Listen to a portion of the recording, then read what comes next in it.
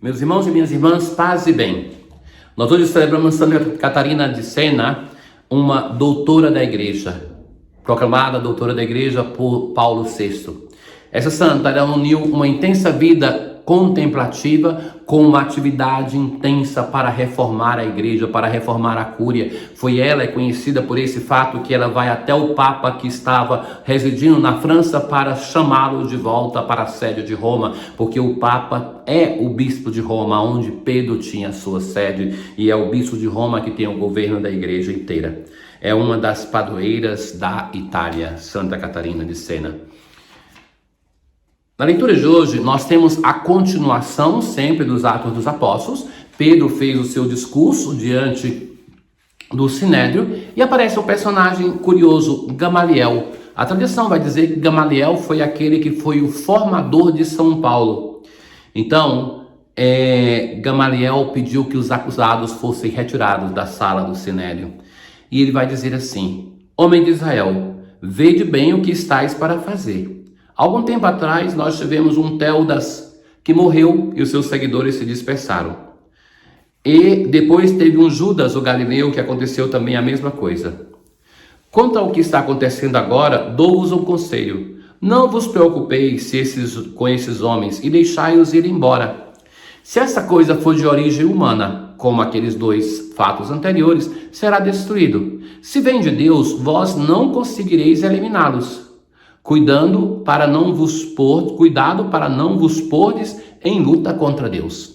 Através desta frase é colocado na boca de Gamaliel uma afirmação de que aquilo que está nascendo, o movimento cristão nascente, a nossa igreja, é uma coisa que vem de Deus, porque o tempo, com tantas perseguições, não conseguiram vencer a igreja. E muitas vezes enfraquecida em uma parte do mundo, perseguida. Quanto mais mártir tinha, mais as pessoas se convertiam à fé cristã, católica. E então, essa igreja que vai superando as crises, as dificuldades, que diminuem uma parte do mundo, cresce em outra parte do mundo, que faz com que tenhamos mais de 1 bilhão de fiéis, sendo a igreja mais numerosa do mundo e mais presente na vastidão do universo. Chamaram então, e os membros do Sinédrio então aceitaram o parecer de Gamaliel. Então chamaram os apóstolos, mandaram açoitá-los, proibiram a eles que falassem em Jesus e depois mandaram soltá-los. Os apóstolos saíram do conselho do Sinédrio muito contentes por terem sido considerados dignos de injúrias por causa do nome de Jesus. Esta alegria que é própria da obra lucana que se manifesta. Então os apóstolos aqui, em meio à perseguição, eles estão felizes, porque o Senhor Jesus sofreu, morreu na cruz e agora eles estão sendo considerados dignos de sofrer pelo nome de Jesus. E cada dia no templo e pelas casas não cessavam de ensinar e anunciar o Evangelho de Jesus Cristo. Então, a perseguição não os abateu, mas eles continuam ainda mais intrépidos em anunciar. E é interessante que, já do início, quando Pedro fazia os seus discursos, que são um total de 8, chamava a atenção a capacidade de Pedro de articular as ideias. Lembram que o Senhor Jesus vai dizer assim: quando vos levarem diante do tribunal, não fiqueis preocupados com o que deveis dizer, porque o próprio Espírito Santo vos ajudará. Então nós vemos isso concretamente acontecer na história dos apóstolos. Este homem Pedro é um pescador simples, e agora ele faz discursos que deixam o Sinédrio surpreendido. No salmo de hoje, o salmo 26, então nós rezamos: ao Senhor eu peço apenas uma coisa, habitar no santuário do Senhor. De fato, os apóstolos estão ali habitando no santuário do Senhor.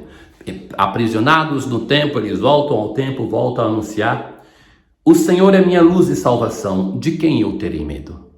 Os apóstolos, sobretudo Pedro, têm a coragem de ali, naquela situação, enfrentar intrepidamente: perante quem eu tremerei? Uma só coisa eu peço ao Senhor, habitar no santuário do Senhor por toda a minha vida. Sei que a bondade do Senhor eu hei de ver, espera no Senhor e tem coragem. Na aclamação ao Evangelho de hoje, de Mateus 4, o homem não vive somente de pão, mas de toda a palavra da boca de Deus. Porque nós começamos hoje a escutar no Evangelho a narração do milagre do pão no quarto Evangelho. Este é o maior capítulo da Bíblia, são 69 versículos. Nós vamos escutar em pedaços de hoje até o sábado da outra semana. Este é o milagre mais narrado entre os milagres de Jesus. Se encontra em todos os evangelhos e em Marcos e Mateus por 2 vezes se narra o milagre do pão, que foram em situações diferentes. Nós temos na narração de João uma coisa que chama a atenção, como em todo o evangelho, mesmo na paixão, nós falávamos nisso, que Jesus se mostra como o Senhor de todo o processo. Os discípulos têm um papel muito secundário. Então, Jesus vai para o outro lado do Mar da Galileia. O Mar da Galileia é o mesmo lago de Tiberíades. Este lago é famoso pelas suas tempestades. Então, que é uma coisa, ainda hoje acontece assim. Então a multidão o seguia, porque buscava os sinais de Jesus, os seus milagres. Jesus subiu ao monte. Então esse era o local, no monte. Quando? Próxima à Páscoa. E ele vai dizer a Filipe, porque em todos os sinais de Jesus no quarto evangelho, ele provoca o seu interlocutor a um desafio de fé. E vai dizer, onde vamos comprar pão para que eles possam comer? E a resposta de Filipe, nem 200 moedas de prata bastariam para dar um pedaço de pão a cada um. Então, sempre nesse milagre de Jesus, existe uma tendência, mesmo nos apóstolos, de se livrar do problema. Precisaria muito dinheiro. Em outra narração do milagre do pão vai dizer, manda para casa, não é problema nosso.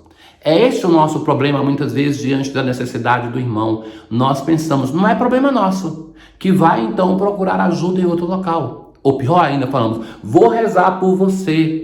Ou seja, Deus colocou esse necessitado na nossa vida para que nós sejamos instrumentos de misericórdia. Nós devolvemos a Deus para que Deus resolva em nosso nome. Então, somos nós que devemos, como Jesus faz no Evangelho, buscar um modo de ajudar o nosso irmão na sua necessidade.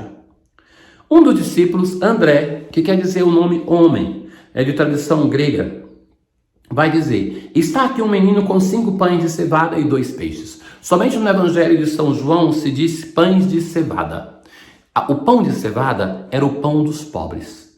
Mas também a alusão ao menino, que se encontra em outro Evangelho também, é uma coisa curiosa, porque ali no deserto era possível que só aquele menino tivesse o pão, ou é que o menino é aquele que coloca em disponibilidade, que compartilha o que tem? Parece-me mais que é isso. O menino tem um coração capaz de acolher o Evangelho, ele então é capaz de disponibilizar aquilo que tem, mesmo que seja o dom de um pobre, o pão de cevada.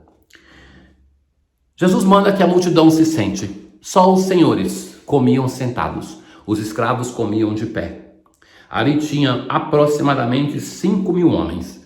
Em outro evangelho vai se dizer, sem contar mulheres e crianças. E o modo como Jesus vai fazer é como na última ceia, é como uma celebração da Eucaristia. Jesus tomou os pães, deu graças e distribuiu-os. E quando todos estavam satisfeitos, Jesus, como um senhor, como um regente daquele espetáculo, vai dizer aos discípulos, recolhei os pedaços que sobraram para que nada se perca. Então, que é diferente do maná. Porque este pão aqui vai ser anunciado como figura de um pão que quem come não tem mais fome. Então, agora, os discípulos recolhem e encheram 12 cestos. E a reação da multidão. Este é verdadeiramente o profeta, aquele que deve vir ao mundo. Ora, o milagre do pão toca o coração daquelas pessoas. Tanto é que é tão presente, como eu dizia nos evangelhos. Então o pão é como um prolongar a nossa vida. Nós vemos aquilo não somente um objeto, mas a nossa vida que é representada. Então Jesus se retira, porque ele não queria ser proclamado como rei. Na oração de hoje, Santa Catarina de Sena, nós dizemos, ó Deus que inflamastes de amor Santa Catarina de Sena, na contemplação da paixão do Senhor e no serviço à Igreja. Concedei-nos, por sua intercessão, participar do mistério de Cristo e exultar em sua glória. Tenham todos um bom dia. O Senhor esteja convosco, Ele está no meio de nós. Abençoe-vos o Deus Todo-Poderoso, o Pai, o Filho e o Espírito Santo. Paz.